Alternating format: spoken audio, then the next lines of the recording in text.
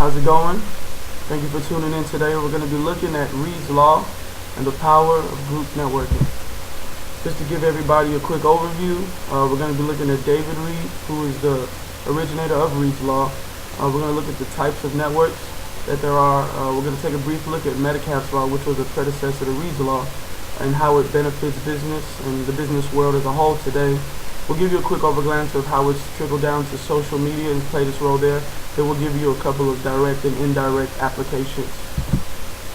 Alright, looking at David Reed, he was a very famous computer scientist born in the early 50s. He was a part of the early development of the TCP/IP, a little ideal that went down in the early 70s when computer science was really taking off.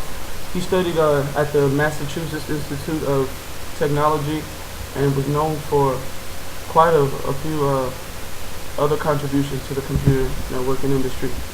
Now let's look at the types of networking we have.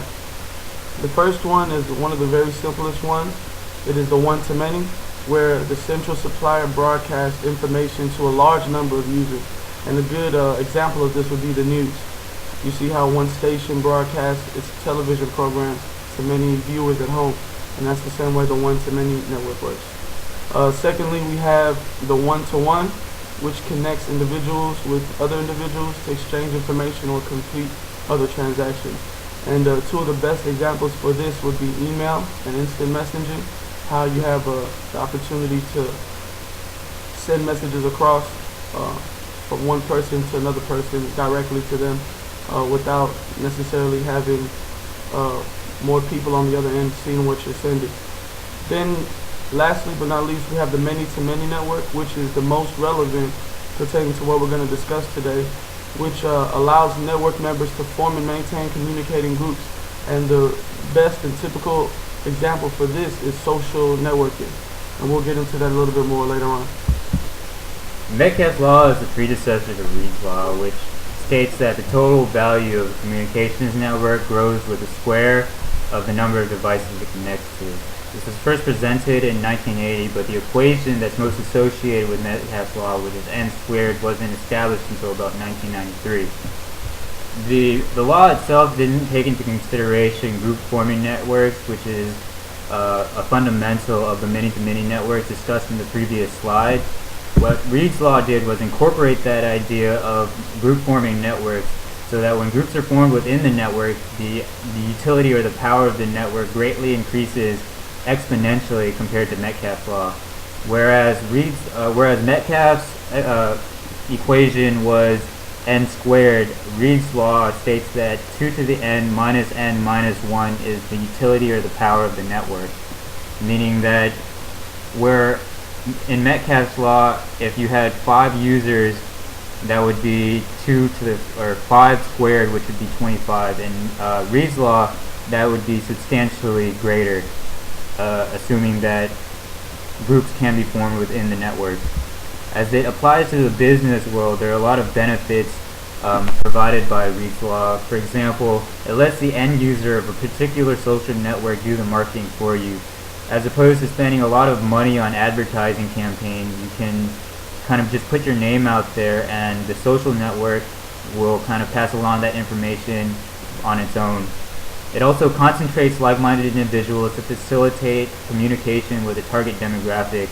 Instead of conducting man-hours and money on studies to find out who your target demographic is, who's buying your product or service, it kind of sets that up for you so you can find those people who are interested in your product on the social network.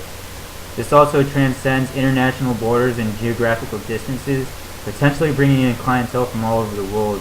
One of the major benefits of social networks today is that it lets you communicate with people that you have lost touch with over the years, or live too far away to interact with on a regular basis. Social networks brings a lot of that closer to home. Internally, group forming networks can facilitate the dissemination of information throughout the organization, allowing senior management to communicate better with target groups as opposed to sending out mass emails to everybody.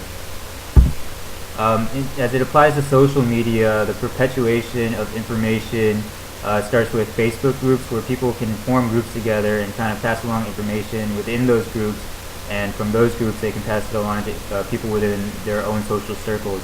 This is better demonstrated with Twitter with retweets and trending, whereas in the social media of Facebook, when you pass along information, that information belongs, it's tied to you and only you as the person who passed that along. With Twitter retweets, the information passed along always can be traced back to the original person who posted that information. Other social networks include niche social networks, for example, for people who enjoy certain activities such as fishing or people who like dogs. That kind of focuses a demographic so that you can target them more easily. So an example of Lee's Law is Jeremy Lin. For the past couple of weeks, he's been such a news sensation through television networks, which is an example of one-to-many network.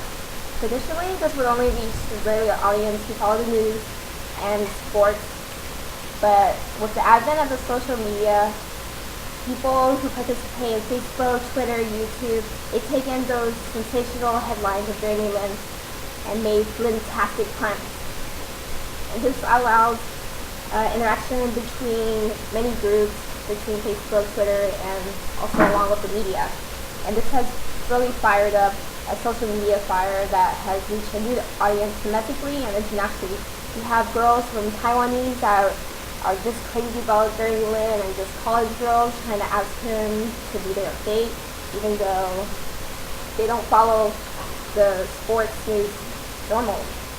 So this has opened a wide new audience that has increased network viewership and definitely skyrocketed ticket sales to Knicks games, sports merchandise such as caps, jerseys, and everything you can think of. So now on to Cash Mob. Cash Mob, it sounds just like Flash Mob, right? It's something really similar where groups gather through social media and organize an event to just invade a business, a local business, and do a kind of shenanigans like break out a song and record it on video and upload on YouTube. But a cash mob, the concept is more targeted to support small local businesses. The concept is really derived out of the economic times we have right now to try to provide financial relief, serving to bring the communities together.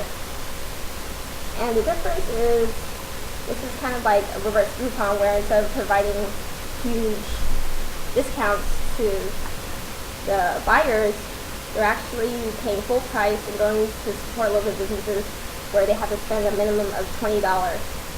And one example, in a town there was 35 new customers, and the way that they nominate these small local businesses to target is through Facebook community pages and Twitter as well.